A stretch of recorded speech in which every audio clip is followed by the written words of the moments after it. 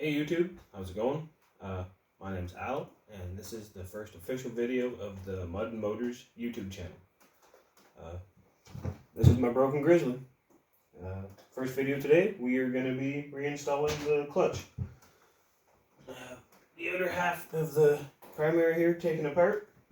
Just been waiting on a torque wrench to show up from Amazon to get this bad boy reinstalled, and it finally showed up the other day. So, kind of a little unboxing here.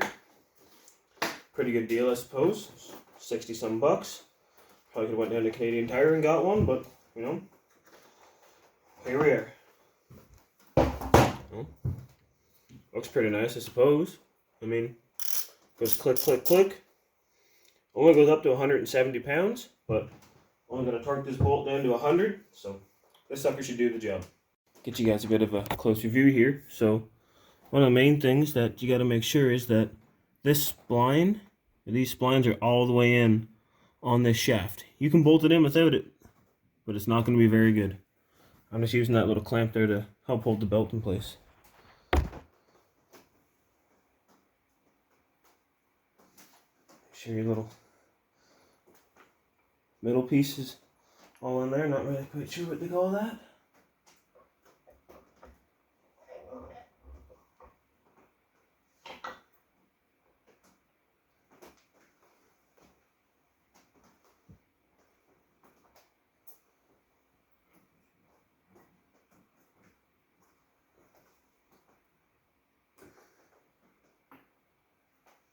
Okay, and as you can see, clutch is installed and we have plenty of splines shown. You want to see the splines.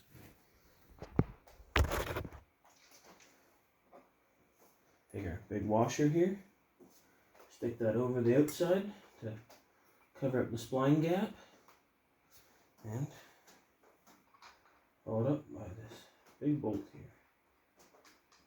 I believe it is a 22 millimeter. So I got my 22 millimeter on my 1/2 inch ratchet here. I'm just gonna snug this up by hand a little bit.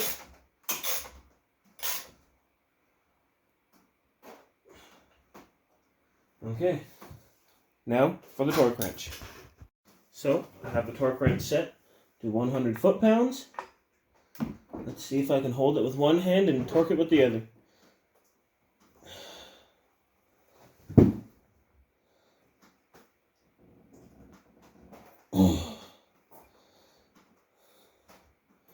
Not looking like it.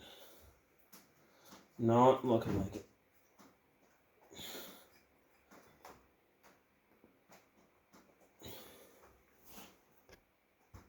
So I went down to the basement, found myself an old snowmobile belt. Got it wrapped up around the clutch here, and let's see if that makes a difference to hold her. Oh, almost knocked you guys over. No, it's not appearing to make much of a difference. Oop, slipped off. Okay, we're gonna need to clamp her some pliers or something here. I think I finally got it.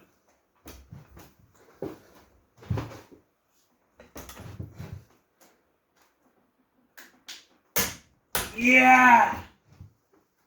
By the way, don't forget to set your torque wrenches back to 0.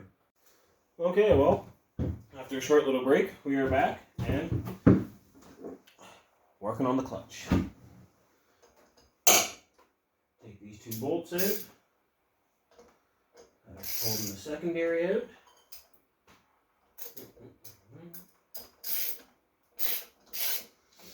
Get that belt sitting back down in there.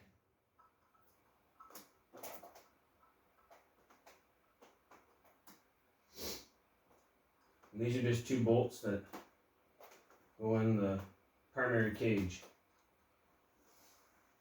Let's remember where they go. The long bolts go in the holes with the dowels.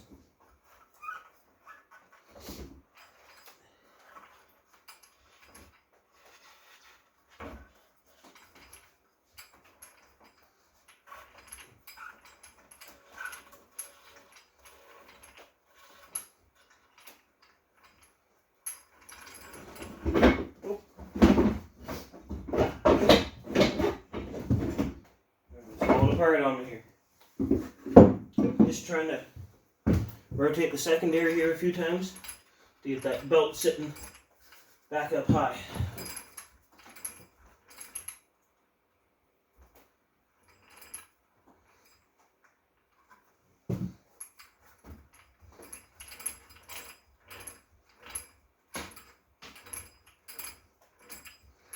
Alright, looks like it's sitting right back about where it should be. Sitting up high. Nice. Next, you get your cage. This guy is very directional. It only goes on one way. Same way you took it off, but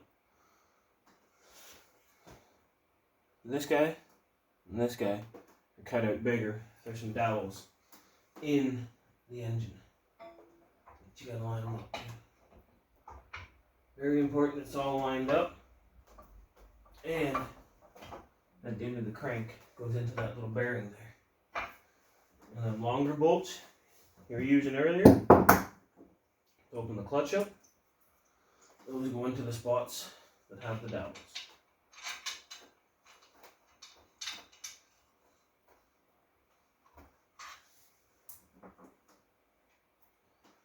Not quite sure the torque specs on these guys. It's not very much from what I can remember. If you're really concerned about that, Partzilla has really good breakdown videos of everything you see me doing here. That's where I learned how to do it.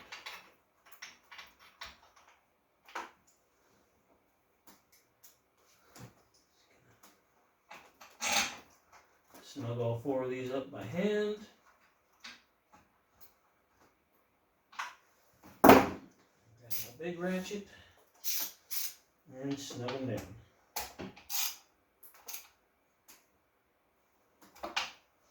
Gonna give them about a little quarter of a grunt tight. You don't want them too tight.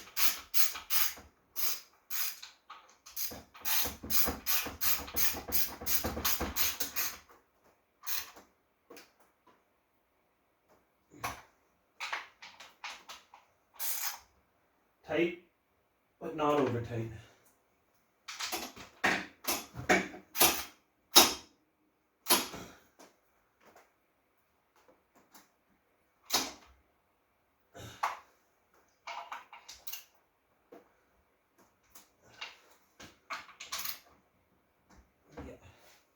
Okay, now that's all on.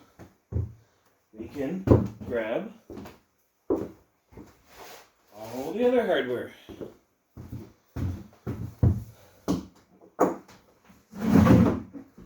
Next, we're going to install the belt cover. It's important to clean up the backside in here because there is a gasket. If you've never replaced this gasket, it might be a decent idea to replace it if you like to ride in mud and water like I do.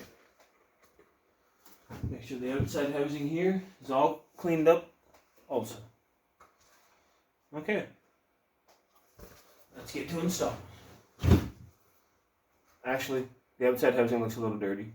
I'm going to take a minute off camera to clean it up. Okay, now we got it all cleaned off. Now we can install the belt cover. Slip the back behind the plastics here.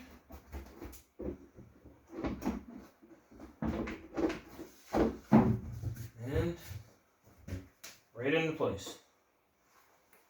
So all these little 10mm bolts. If you've worked on a Yamaha before, you're very used to these 10mm bolts.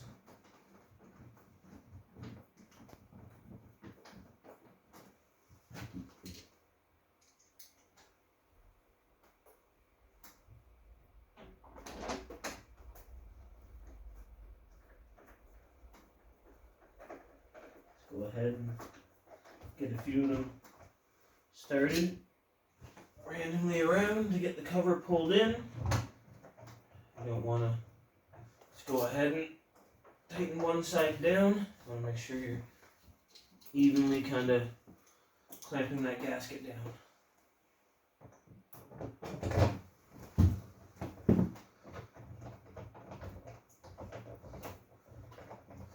We all know if your belt gets wet, you're not going very far.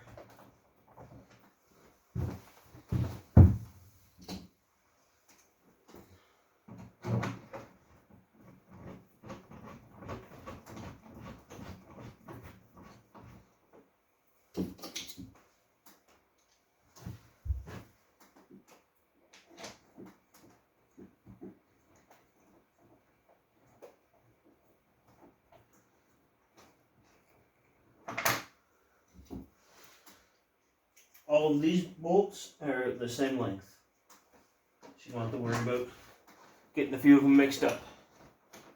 They're all the same.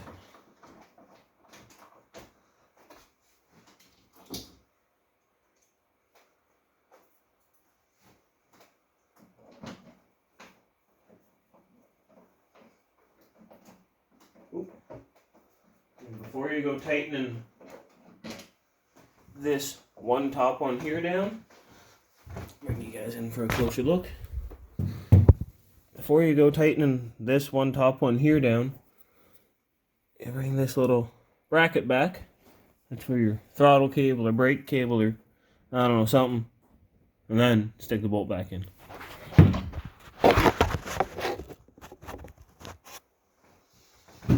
Now we didn't forget that.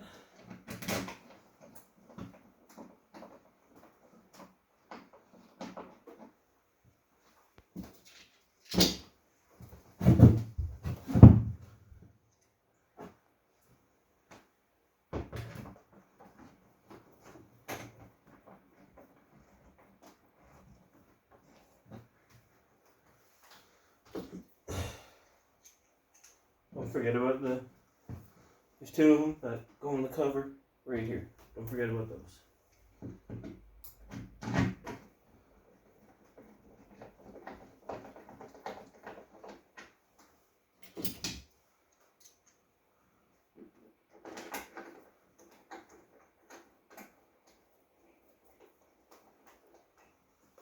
There's one little tricky one behind the plastics here. Way at the back in here. Bit of a pain in the butt. Probably easier done with a wrench.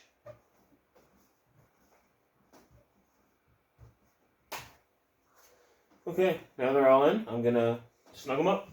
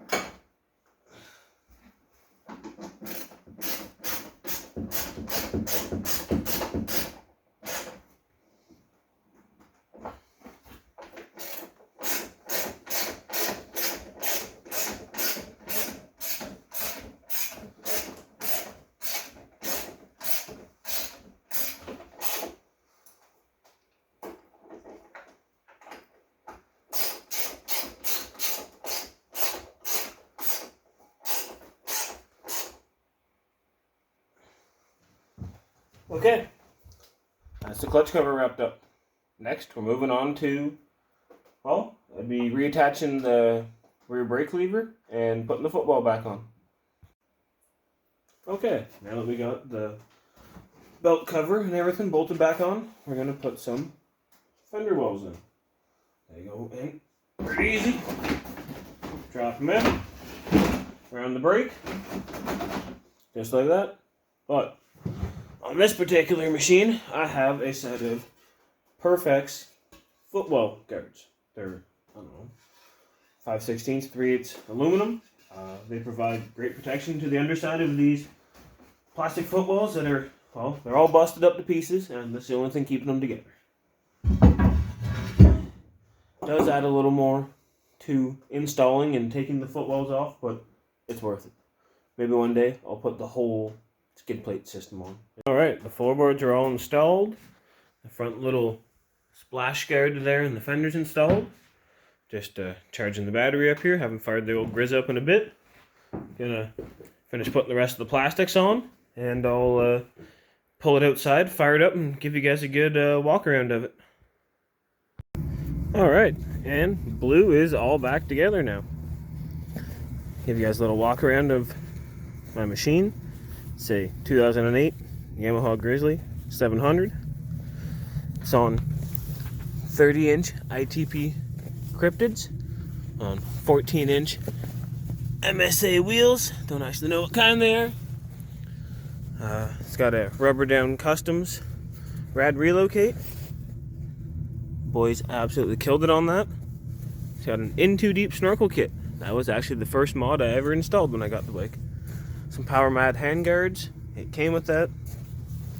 Nice little Moto Master 3,200 pound winch there. Just put that in.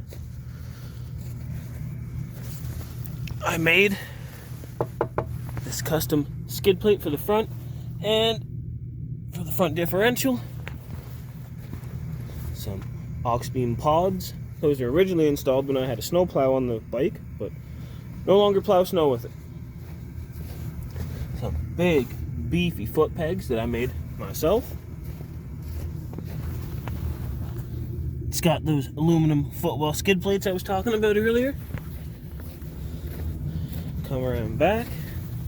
It's got an in too deep rear diff brace and a set of front and rear Demon heavy-duty axles. Trinity Stage 4 racing exhaust. She barks pretty good. Just put this little fender ball bag on there the other day. I kind of like it. Don't really know what I'm going to do with it. And for my man Andrew Deal, I have his billet shifter knob. We are rocking the full Andrew Deal clutch kit as well. Machine sheave, upgraded weights, upgraded sliders, greaseless kit, and an upgraded secondary spring. Also, we got some EHS racing goodies tucked away in this box here. You can't really see it, but there is an EFI fuel programmer in there. Got a sick little Apex snowmobile bar cover, really ties her all together. Oh, and this box that the EHS racing tuner goes into is made by HGT Machining, our buddy Hunter Turco.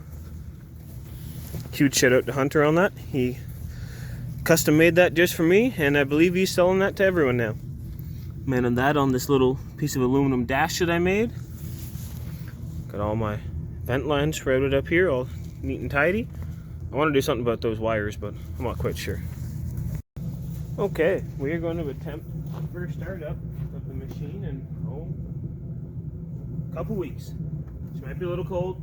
She's probably going to pop and backfire a little bit.